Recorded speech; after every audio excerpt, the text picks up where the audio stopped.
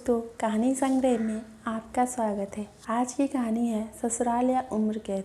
विदाई के समय प्रिया को गले लगाते हुए माँ ने कहा, आज से तेरे सास ससुर ही तेरे माँ बाप है। तभी सरिता जी बोलती हैं, चिंता ना करो समधन जी, बहू नहीं बेटी ले जा रहे हैं। प्रिया का ससुराल में पहला दिन था। वह सुबह जल्दी उठकर नहा धोकर तैयार हो गई बहू को देखने के लिए। अभी रिश्तेदारों का आना जाना चल ही रहा था कि प्रिया की सास सरिता जी कमरे में आती है। अरे ये क्या बहू, तुम तो ऐसे ही बैठी हो बिना घूंघट के, नई नई शादी हुई है, सबको ऐसे ही मुंह दिखाती फिरोगी क्या? चलो घूंघट कर लो। प्रिया को पहले ही दिन अपनी सास सरिता जी से ऐसे व्यवहार की उम्मीद ना थी। शादी के पहले फ़ोन पर जब भी बात होती थी तो हमेशा यही कहती थी, रिया की तरह तुम भी हमारी बेटी हो, बेटी की तरह रखेंगे।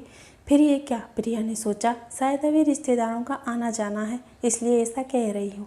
प्रिया ने उनकी बातों को दिल से नहीं लगाया और लंबा घूंघट करके बैठ गई।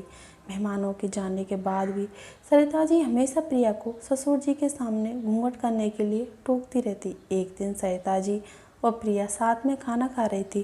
प्रिया को रोटी चाहिए थी, घर में कोई और था नहीं। प्रिया ने सोचा खुद ही रोटी उठा लो। प्रिया ने जैसे ही हाथ बढ़ाया, सरिता जी जोर से चिल्लाई, अरे पूरी रोटियों को झूठी कर दोगी क्या? बहू का झूठा छुआ हुआ ससुर जी नहीं खाते, तुम्हें नहीं पता? सरिता जी की आवाज़ में इतना तीखापन था कि बेचारी प्रिया की भूख ही मर गई। सरिता जी हमेशा किसी न किसी बात पर प्रिया को टोकती रहती थी, बहू ये मत करो, बहू वो मत करो। प्रिया हमेशा सोचती कि अब मैं नहीं सुन सकती, लेकिन परिवार में शांति बनाए रखने के लिए वो कभी सरिता जी को पलटकर जवाब नहीं देती।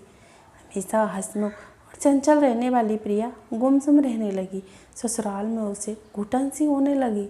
प्रिया के मायके से जब भी कोई मिलने आता, सरिता जी सबसे यही बोलती फिरती, प्रिया तो हमारी बेटी है, हम उसके माँ बाप बिल्कुल बेटी की तरह रखते हैं।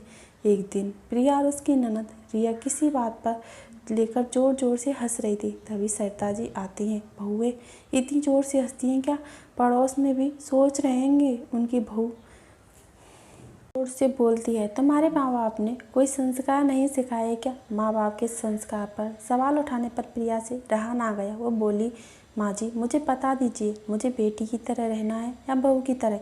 एक और तो आप सबसे यही बोलती फिरती हैं, प्रिया को हम बेटी की तरह रखते हैं क्या? बेटियाँ हमेशा घर में घूंघट में रहती हैं?